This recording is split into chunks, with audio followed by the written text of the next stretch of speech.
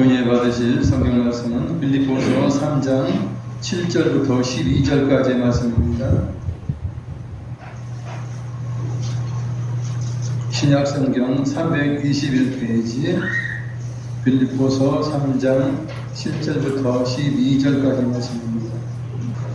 7절부터 읽겠습니다. 그러나 무엇이든지 내게 유익하던 것을 내가 그리스도를 위하여 다 해로 여길 뿐더러 많은 것을 내가 여김을 내 주 그리스도 예수를 알는 지식이 나를 고상하게 되었느니라. 내가 그를 위하여 모든 것을 잃어버리고 내 삶을 여김은 그리스도를 얻고 그 안에서 발견되려 함이니 내가 가진 의는 율법에서 난 것이 아니요 오직 그리스도를 믿음으로 말미암은 것이니 곧 믿음으로 하나님께로부터 나니라. 내가 그리스도와 그 부활의 본능과 그 하나님의 찬양을 알고자 하여 그의 죽으심을 본받아 어떻게 해서든지 죽은 자 가운데서 부활에 이르려 하노니 내가 이미 얻었다 함도 아니요 온전히 이루었다 함도 아니라 오직 내가 그리스도 예수께 잡힌 바 되는 그것을 잡으려고 달려가노라. 아멘. 오늘도 건강한 모습으로 밝고 아름다운 모습으로 나와서 예배드린 여러분들께 하나님 놀라운 은혜와 증인 넘치시길 바랍니다. 할렐루야. 저는 오늘 바울의 인생 목표에 대해서 몇 가지 살펴보고자 합니다. 사람은 자신의 가치관에 따라 살아갑니다. 무엇이 가장 소중한가? 자신의 생각에 따라서 그의 삶이 좌우되는 것을 우리는 잘 알고 있습니다. 이 땅에 소망을 두는 사람들, 특히 땅의 것만 바라보며 이 생은 이제 80년, 120년이다 생각하고 육신의 수명만을 생각하고 살아가는 사람들은 이 땅의 것만 바라보고 어쨌든 이 땅에 사는 동안 이 생의 끝이니, 이 지금의 삶의 끝이니 어쨌든 쾌락으로 즐거움으로 또한 내 마음대로 내 뜻대로 내 고집대로 살아보자 하고 나름대로의 계획을 세우고 그렇게 살아갑니다. 그들은 영원한 세계를 알지 못합니다. 전에도 믿지 않습니다. 전파에도 믿지 않고 오직 자기의 고집된 생각으로 이제 한정된 시간을 채우기 위하여 그렇게 발버둥치면서 그렇게 살아가는 것입니다. 대부분의 많은 사람들이 그렇게 살고 있습니다. 그러나 영원한 세계인 천국을 바라보며 영원한 생명을 꿈꾸는 자들은 이제 영생을 위한 삶을 목표로 해서 달림으로 결국은 승리하게 됩니다. 이스라엘 백성은 영적인 복을 얻은 하나님의 택하신 백성들이에요. 그들은 하나님을 가장 소중히 섬기는 것을 가치관으로 여겨요. 그들에게는 하나님이 전부예요. 그들은 신앙이 전부인 것입니다. 그러나 이란 이스라엘도 종파가 여러 종파가 있어요. 바리새파, 사두개파, 에세네파, 열심당 이런 여러 종류의 그 신앙 개념이 달라요. 같은 유대인이라도. 그 중에서 바리새파, 즉 바리새인들은 분리주의자라는 그런 뜻을 가진 그런 종파로서 시대의 변화에 적응하기보다는 자기들의 전통을 고수하면서 율법을 지키면서 구원을 받기 위해서 인간의 노력을 기울이고 있는 그런 종파가 바리새파들이에요. 이 바리새인들은 종교관습을 지키는 데 열심히 있습니다. 율법의 정확한 해석한다고 나름대로는 자부심을 가지고 있고 금식하며 11조 드리며 엄격한 전통을 지키면서 생활 속에 나름대로의 그들이 정한 규범들을 지키면서 살아가고 있습니다. 그리고 그들은 인간의 운명을 믿어요. 그리고 부활, 천사, 그리고 영혼 불멸을 믿습니다. 그건 틀린 말이 아니에요. 그죠? 인간에게는 운명이 있죠. 내가 결정하지 못하는 것은 운명적인 것이에요. 그죠? 내가 정할 수 있으면 그것은 운명이 아니에요. 그러나 내가 아무리 노력해도 안 되는 것, 그것은 이제 운명이라 볼 수밖에 없는데 이 바리새인들은 인간의 운명을 믿은 것입니다. 그리고 마지막 날 부활할 것과 천사와 영생을 믿게 된 것이에요. 한편 사두개파, 즉 사두개인들은 생각이 달라요. 그들은 육체의 죽음과 함께 영혼도 사라진다고 믿었습니다. 정말 그건 종교도 아니죠. 이 세상은. 그거 뭐 하나님을 제대로 믿는 것도 아닌 것입니다. 그럼 하나님 뭐 하려고 믿어요? 육체가 죽을 때 영이 죽는다고 생각하면 뭐 신을 믿을 필요가 없는 것이에요. 그렇지 않습니다. 세상에 많은 사람들이 그러죠. 육체가 죽으면 끝난다 그래요. 그래서 생로병사 그래요. 그 4단계 거치면 끝이다 라고 생각해요. 이 사두개인들이 그랬어요. 이들 가운데 부유한 자가 많고 권세 있는 자들이 많아요. 그러니까 부족함이 없어요. 이 땅에 살면서.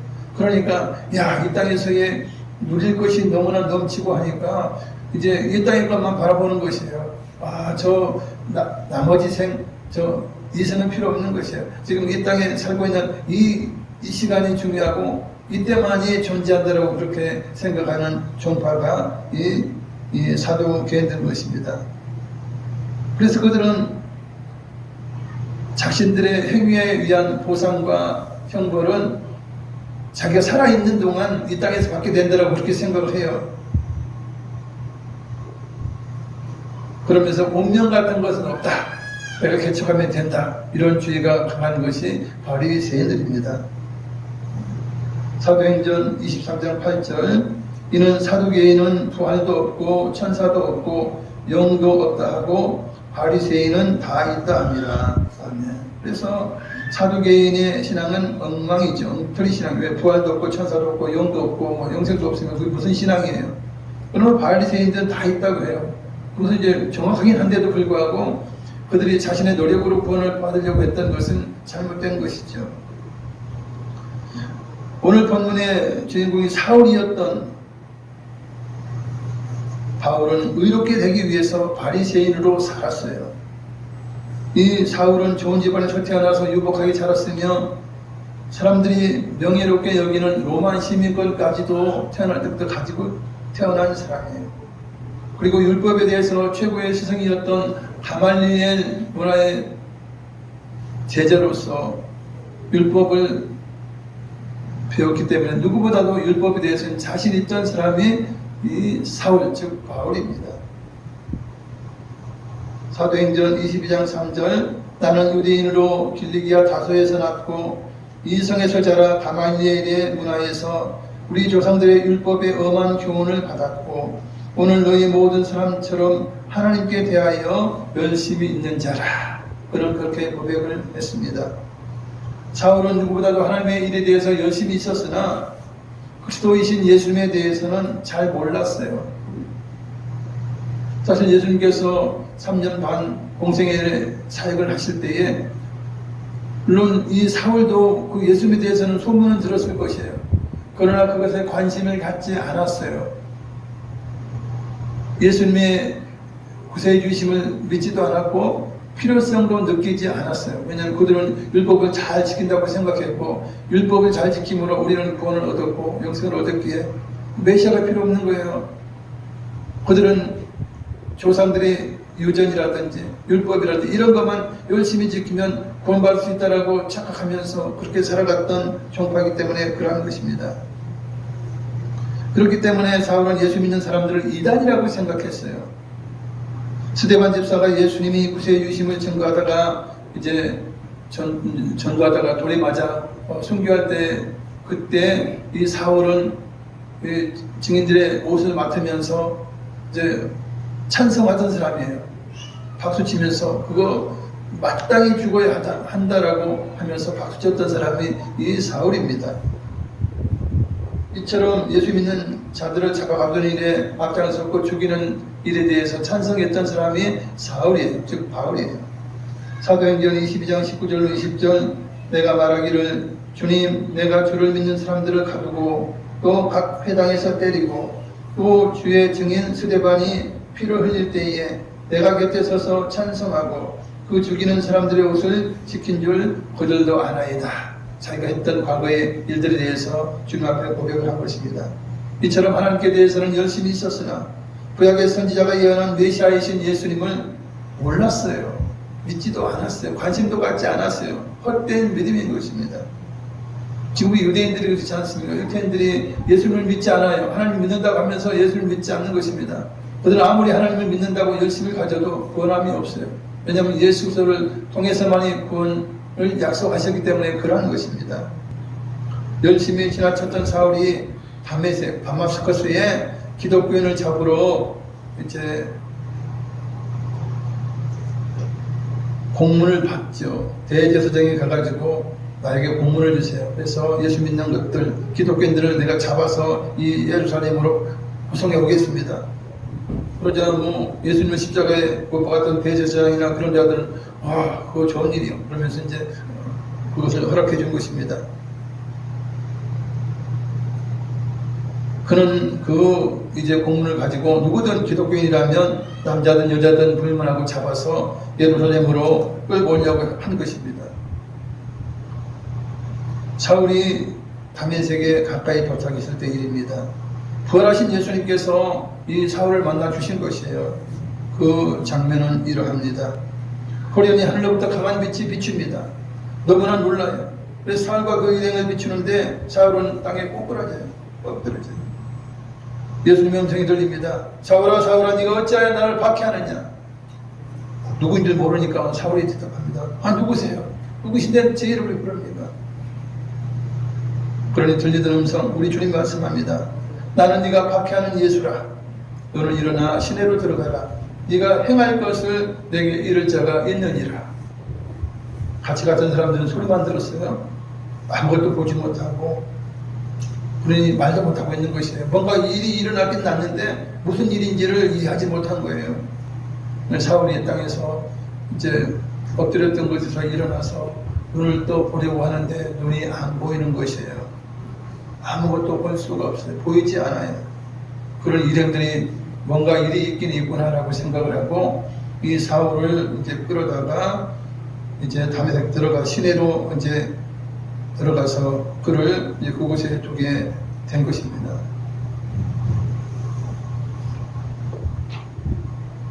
사울이 이제 사흘 동안을 보지 못하고 먹지도 않았어요. 얼마나 기가 막히겠어요. 예수님을 부활하신 예수님 가짜인 줄 알았는데 진짜거든. 메시아가 아닌 줄 알았더니 메시아예요. 구세주예요. 그리고 부활하신 그 주님의 음성을 듣고 그 모든 것을 이제 받아들일 때에 그런 너무나 충격적이었던 것입니다. 그리고 눈도 보지 못하니 얼마나 기가 막힌 일인 것이에요. 먹지도 마시지도 않았어요. 그러자 주께서 이제 환상 중에 제자였던 아나니아에게 명령하셔요. 너는 가서 직거하는 곳에 가서 유다 집에 다소 사람 사울이라고 하는 자가 기도하고 있을 거다. 그가 아나니아라는 사람이 자기에게 안수하여 눈을 뜨게 하는 것을 보았느니라. 그러니 네가 가서 사울에게 안수해서 눈을 뜨게 하고 성령으로 충만하게 하라. 그가 본 환상을 네가 가서 실질적으로 이루어라 하는 것이에요. 참 놀랍잖아요. 주님께서는 이제 사울에게 나타나셨고 그리고 이제 아나니아라고 하는 제자에게 나타나셔서 둘이 이제 만나도록 그렇게 하시는 거예요. 그래서 사울을 온전케 하고 이제 사명을 이제 주시게 되는 그런 놀라운 일이 생기는 것입니다. 그런데 아나니아가 그러는 거예요. 주님도 아시지 않습니까? 사울이라는 자는 사악한 자로서 기독교인들을 핍박하고 잡아가두고 스데반이 순교하는 옆에서 그걸 잘했다고 박수치는 사람 아닙니까? 내가 왜 그 사람에게 가서 왜 안수해야 되죠? 이제 이렇게 이제 이야기를 할 때에 예수님께서는 말씀하십니다. 사울은 내가 택한 자라. 그러니 그에게 안수하라. 라고 명령을 하신 것입니다. 사도행전 9장 15절 주께서 이르시되 가라. 이 사람은 내 이름을 이방인과 임금들과 이스라엘 자손들에게 전하기 위하여 택한 나의 그릇이라. 이렇게 말씀해요. 그러자 아나니아는 별 수 없이 주님께서 택한 그릇이라 하니 그가 변화될 것을 이제 직감하고는 이제 명령대로 가서 이제 사울을 만나게 돼요. 사울이 과연 이제 아나니아가 자기에게 와서 안수하는 것을 미리 알고 있었던 거예요. 그래서 주님의 명하신 대로 이제 안수해서 눈을 다시 보게 하고 성령으로 충만하게 한 것입니다.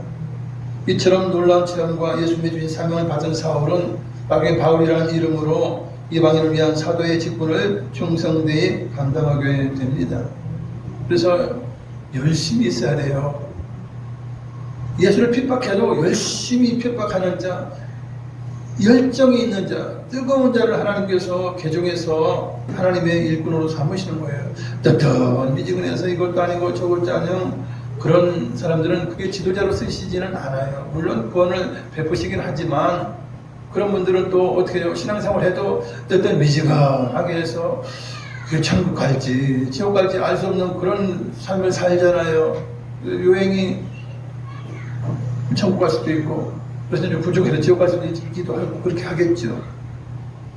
저는 사울은 열심히 있는 자예요. 하나님께 열심히 있는 자니까 그 생각을 바꿔주면 그가 잘못된 것을 가르쳐주면 그는 목숨을 다해서 충성하는 자였기 때문에 예수님께서는 그를 알아보시고 그를 자기의 그릇으로 택해 주신 것입니다.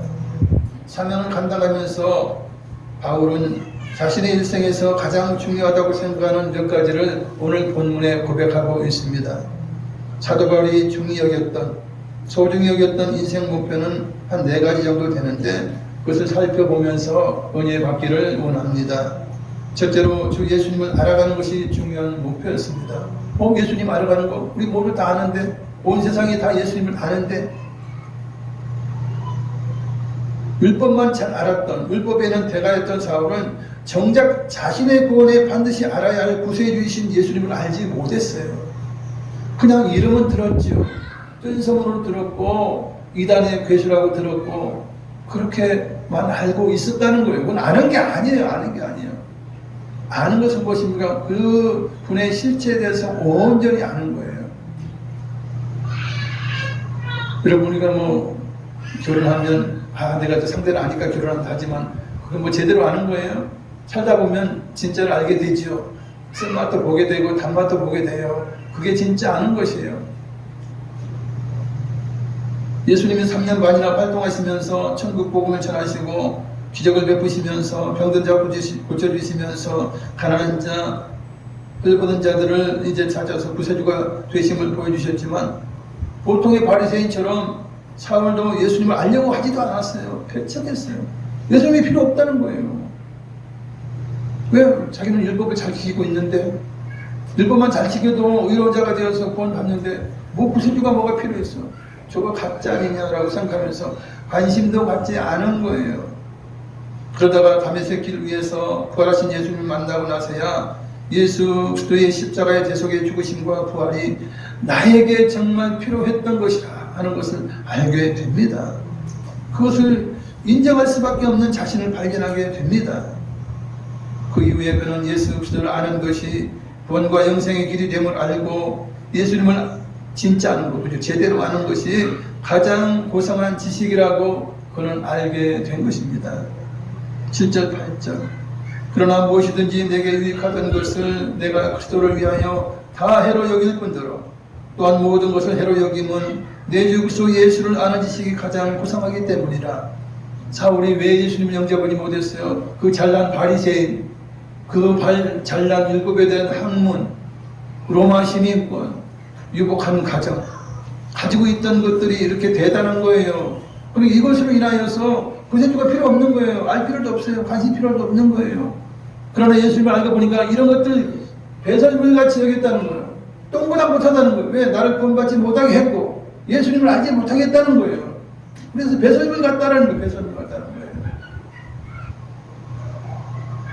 여러분 세상에 일반적인 지식으로 예수님을 받아들이지 못한 사람들이 너무나 많아요. 여러분 성탄절을 알고 그죠? 아기 예수님을 알고 다 알잖아요. 그 아기 예수님이 구세주이시고 나를 구원하고 영생시켜주실 메시아라고 하는 사실을 아는 것이 중요해요. 그것을 받아들이는 것이 중요하다는 거예요. 세상에 많은 사람들이 예수님은 알아요. 예수를 모르는 사람이 어디 있어요? 우리가 석가모니를 알든지 우리가 마음에서 알든 예수님을 안다는 이야기예요. 그러나 예수님이 자기의 구원과 영생을 책임져 주실 분이라는 것을 아는 사람은 별로 없다는 거예요. 없다. 그게 문제인 거예요. 그래서 사울은 그러는 거예요. 내가 정말 예수님이 나에게 필요한 존재고 나의 구세주였는데 그걸 몰랐다. 내가 예수님을 진면목을 몰랐다는 거예요. 예수님의 진면목, 예수님의 정말 진정한 모습을 몰랐다는 거예요. 그거 알고 보니까 예수님을 아는 것이 최고의 고상한 지식이다. 왜냐하면 구원과 영생을 주기 때문에 그러한 것입니다. 바울로 이름을 바꾼 사울은 이방인의 사도로서 부름을 받아서 예수를 아는 지식을 온 세계에 전하기 위하여 죽도록 충성했어요. 나같이 예수라는 이름은 들었어도 또한 듣지 못한 사람들이 있어 구원받지 못한 수많은 영혼들을 긍휼히 여긴 것입니다. 그래서 이방인의 사도로서 어찌하든지 죽을 힘을 다하여 순교하더라도 예수님을 아는 지식, 믿을 수 있는 지식을 전하기 위하여 수고하고 애를 쓰고 충성했던 것입니다. 그는 복음의 빚진 자가 되어서 누구에게나 구세주 예수님을 전하기에 힘쓴 것입니다. 두 번째, 예수님을 믿음으로 의롭게 되는 것이 중요한 목표였어요. 사실 사울이 율법에 대해서 누구보다도 잘 배웠어요. 최고의 스승에서 배웠죠. 그래서 율법을 잘 지켜서 자신이 의롭게 되어서 내 힘으로 구원받으리라 생각한 것입니다. 세상 종교가 대부분이요 자력 종교예요. 자기 힘으로 구원을 받으려고 해요. 그러나 결코 그들은 구원받지 못합니다. 불교만 하더라도 그죠. 부처는 시탈타는 그러지 않았습니까? 내가 너희를 구원할 수는 없다. 너희 스스로 도를 득해서 구원을 받아라 그래요. 그러나 사실 부처도 득도했다고 하지만 그것은 마귀에 미혹된 것이지 득도하는 것이 아니에요. 구원 얻은 것이 아닌 것입니다. 당시의 바리새인들은 어떠합니까? 사울은 어떠합니까? 자신들의 행위로 구원을 받으려고 했어요. 믿음으로 구원받게 되는 길을 전혀 몰랐어요. 놀랍게도. 그러니까 믿어서 구원받아 말도 안 돼. 어떻게 그냥 믿는 거 하나로 구원받지? 이해하지 못했다는 것입니다. 율법을 철저하게 지켜서 구원받으려던 바리새인과 사울에게는 구세주가 전혀 필요가 없어 보였습니다. 그런데 기독교인들은 구세주이신 예수님의 복음을 전했으니 즉 십자가의 죽으심과 부활을 전하는 것이에요. 그런 까닭에 바울은 기독교인들을 이제 누구보다도 핍박하고 잡아가두는데 열심히 했던 것은 그들은 이단이라 자기 스스로 판단을 한 거예요. 착각하면서 판단한 것이에요. 결국은 부활하신 예수님을 만나게 되고 예수님만이 그리스도여 구세주이심을 깨닫게 됩니다. 그리고 구원과 영생은 율법을 지키는 인간의 자력으로, 즉 인간의 노력으로 구원받을 수 없음을, 의롭게 될 수 없음을 그가 깨닫게 돼요. 사실 율법을 100% 지킬 자가 누가 있어요? 아무도 없는 것이에요. 오직 십자가의 대속의 피를 흘리신 예수 그리스도를 믿음으로만이 의롭게 되는 것을 그가 깨닫게 됩니다.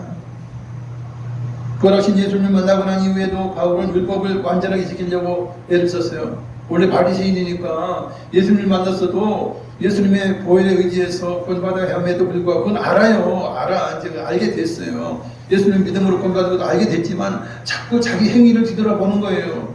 내가 정말 의롭나? 내가 정말 율법을 잘 지키나? 내가 이대로 갔다가는 구원이나 제대로 받을 수 있겠나라고 그렇게 엉뚱한 생각을 하는 것입니다. 그래서 그는 낙담에 빠졌어요. 왜냐하면 예수님을 만나고 나서도 율법을 100% 못 지키는 거야. 그래서 낙심하게 된 거예요. 내가 예수님을 만났는데 어떻게 내가 율법을 더 못 지키지? 왜냐하면 더 잘 깨닫게 된 거예요. 자기 죄를 더 깨닫게 되기 때문에 더 못 지키는 걸로 이제 그렇게 생각이 되는 것입니다. 그래서 낙담했어요. 로마서 7장 14절 오호라 나는 곤고한 사람이로다. 이 사망의 몸에서 누가 나를 건져내랴. 갈등이 생기는 거예요. 예수님을 믿었는데 왜 내가 또 율법으로 말하면 더 죄인처럼 느껴지지? 왜 내가 원하는 것을 하지 않고 이 육신이 원하는 대로 따라가지? 그러면서 낙담했다는 거예요. 그때는 믿음 반, 행위 반, 이렇게 생각했을 수 있어요. 그러나 바울은 예수님의 대속의 은혜 가운데에서 믿음으로 완전한 의인이 된 자신을 깨닫게 되고는 더 이상 죄로 인하여서 고민하지 않았습니다. 낙담하지 않았습니다. 율법을 지키지 못한 죄의 값을 예수님께서 십자가에서 자신의 피를 흘리심으로 말미암아 자신의 모든 일생의 죄가 다 죄값이 탕감된 것을 바울이 깨닫게 된 것입니다. 그래서 이제는 그 죄로 인하여서 자신의 부족함과 죄로 인하여서 고민하지 않은 것입니다. 낙담하지 않은 것입니다.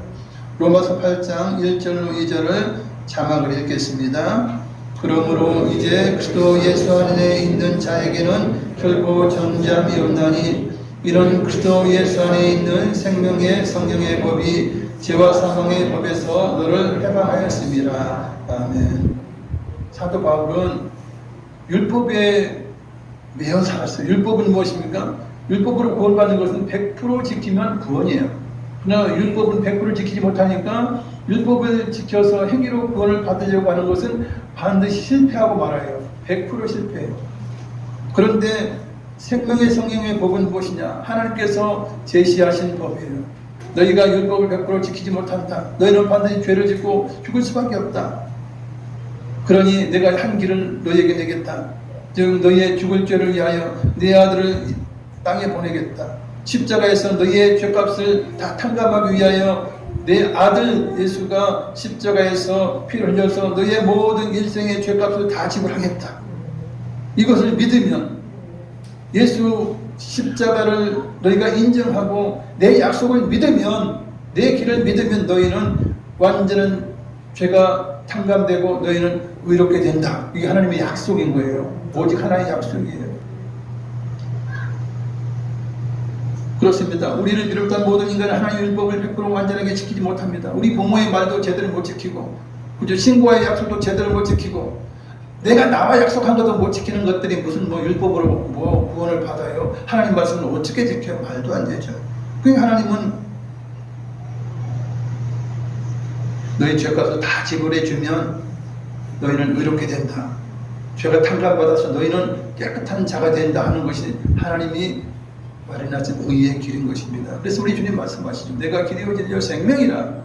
나를 통해서만 너희가 깨끗하게 되고 죄가 탕감이 되고 너희는 하나님 앞에 의로운 자로 설 수 있다라고 하는 것입니다.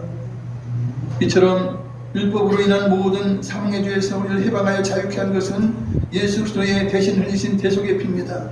대신 죽어주신 거예요. 죄의 삭은 사망이에요. 우리가 죄를 졌기 때문에 마땅히 죽어야 해요. 그러나 우리가 죽을 것을 대신하서 예수님께서 우리의 죄를 지시고 대신 죽어주신 것입니다. 그러니 우리는 의롭게 된 것이에요. 결국 우리는 예수님의 대신 흘리신 피값으로 죄에서 완벽하게 벗어나 완전한 의인으로 거듭나게 된 것입니다. 그래서 여러분들은 저도 마찬가지지만 늘 죄책감이 살면 잘못된 신앙이에요, 여러분. 왜냐하면 예수님께서 여러분의 일생의 모든 죄를 십자가에서 단 한 번에 다 탕감시켜 주신 것이에요. 여러분이 그 사실을 믿는다고 하면 그래서 여러분의 일생의 죄가 얼마나 많겠어요. 저도 마찬가지로 일생의 죄가 많죠. 그러나 이 모든 것들을 예수님의 보혈로 인하여서 죄값을 이제 예수님의 대속의 피값으로 인해 다 탕감시켰다는 거예요. 그러면 우리는 의로운 자가 되죠. 예수님이 이미 그죠 2000년 전에 우리의 모든 죄를 평생의 죄를 지시고 십자가에서 탕감해 주셨어요. 그러면 우리는 죄값이 없는 거예요. 죄빚이 없는 거예요. 우리는 그래서 물론 죄를 짓지만 하나님이 죄인으로 인정하지 않아요. 왜냐하면 예수님께서 죄값을 다 지불했기 때문에 하나님께서 그 사실을 알죠. 자신의 약속이기 때문에 그래 너희는 죄가 없다. 내 아들이 너희의 죄값을 다 지고 탕감시켰다. 그래 너희는 언제나 예수 안에서 즉 예수 그리스도 안에서 너희는 의로운 자다. 의인이다. 내 자녀다. 천국 백성이다. 이렇게 선언해 주시는 것입니다. 그래서 여러분들은 결코 죄책 가운데 살면 안 돼요. 여러분 그럴 거예요. 그럼 죄를 짓는데 어떻게 해요? 하나님 앞에 회개하면 되는 것입니다. 하나님 내가 부족해서 이러이러한 죄를 졌습니다. 물론 살인죄라든지 극단적인 죄를 지면 그것은 이제 문제가 되죠. 그러나 우리가 일상에서 소소한 육신의 연약에서 짓는 죄들이 있죠. 그런 거는 다 하나님과 예수님의 이름으로 고백하면 다 그것은 이제 주님께서 하나님께서 다 그것은 이제 사해 주시는 거예요. 그것이 예수님의 대속의 은혜 가운데 포함이 되어서 탕감이 되는 것입니다. 그래서 죄책감에 사로잡힐 필요는 없어요. 그러나 만약에 죄를 졌다면 주님 앞에 나와서 아니면 집에서든 어디서든 회개하며 기도하면 돼요.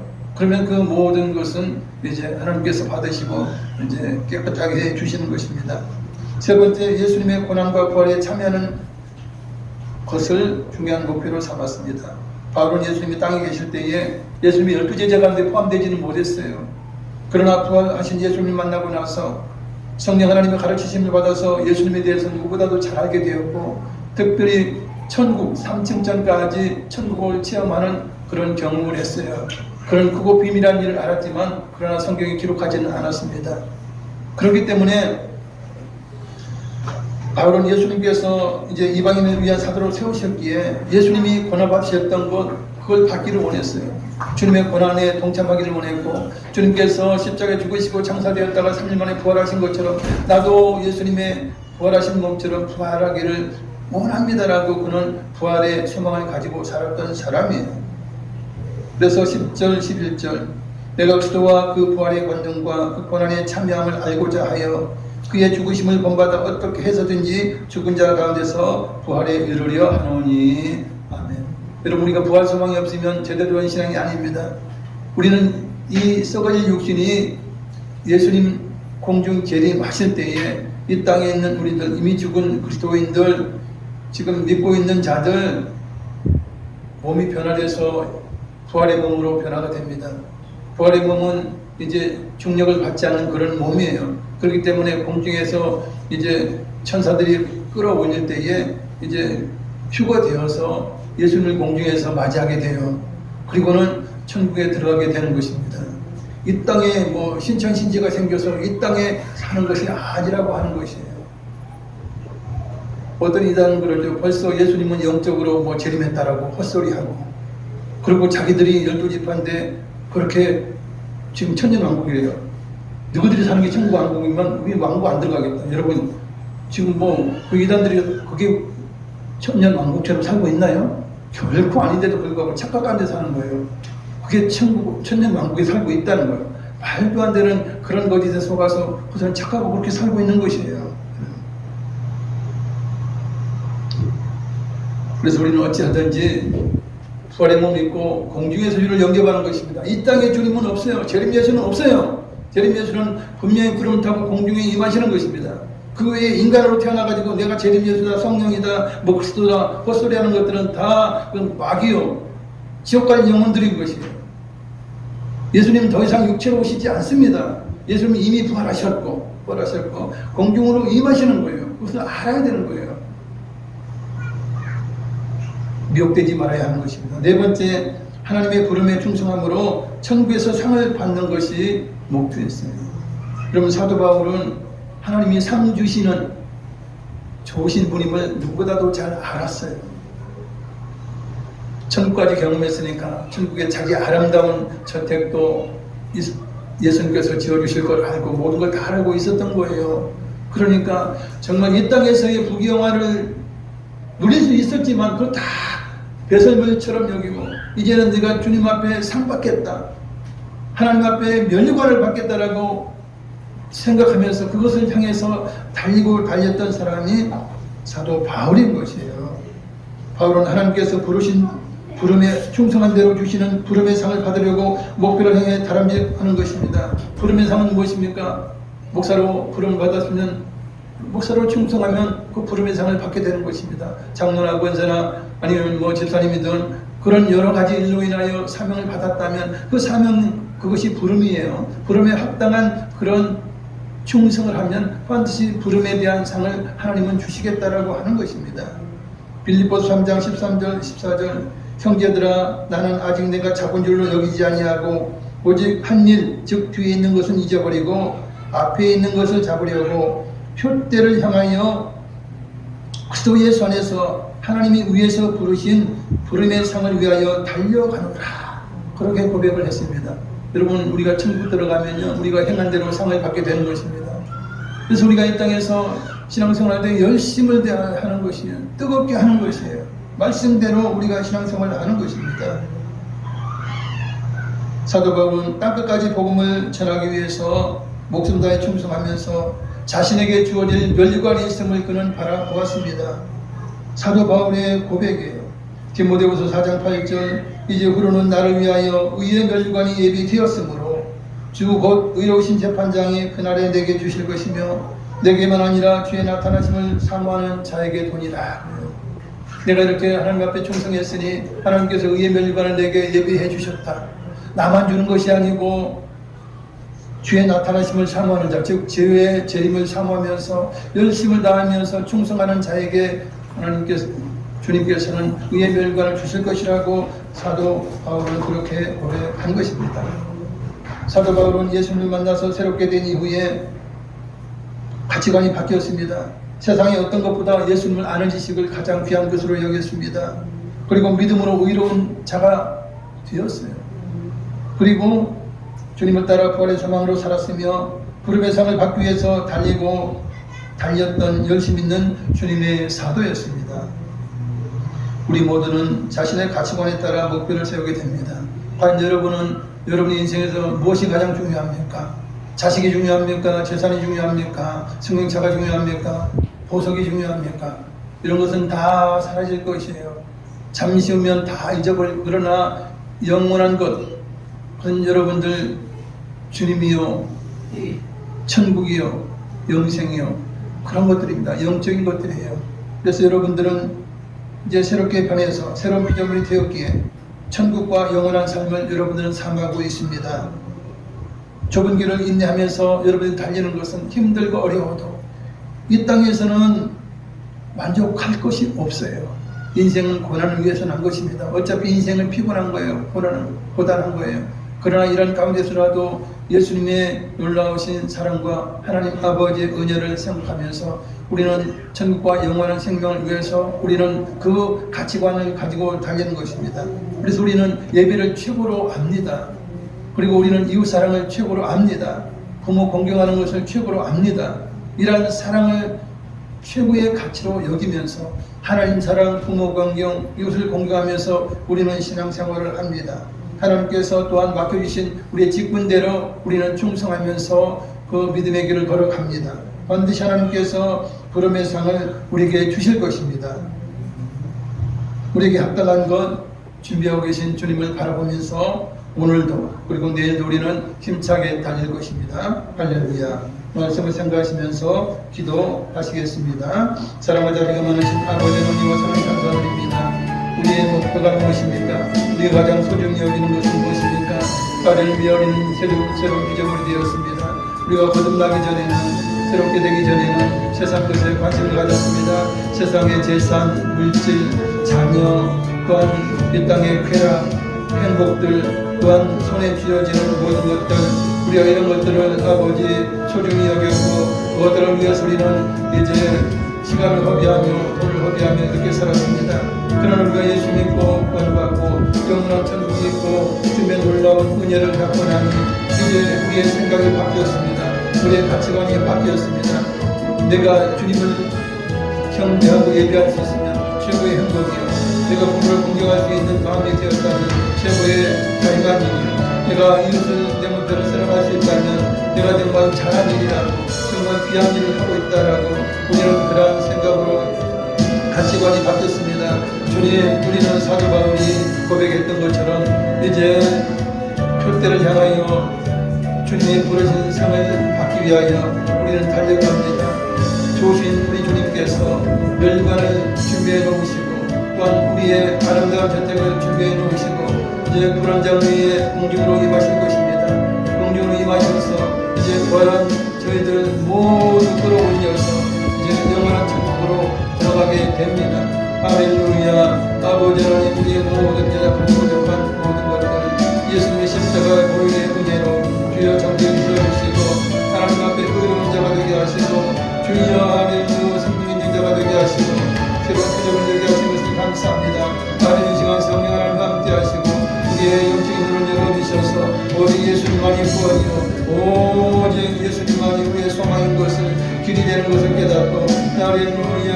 아버지 우리가 편안될 수 있는 저희가 되게 하여 주시옵소서.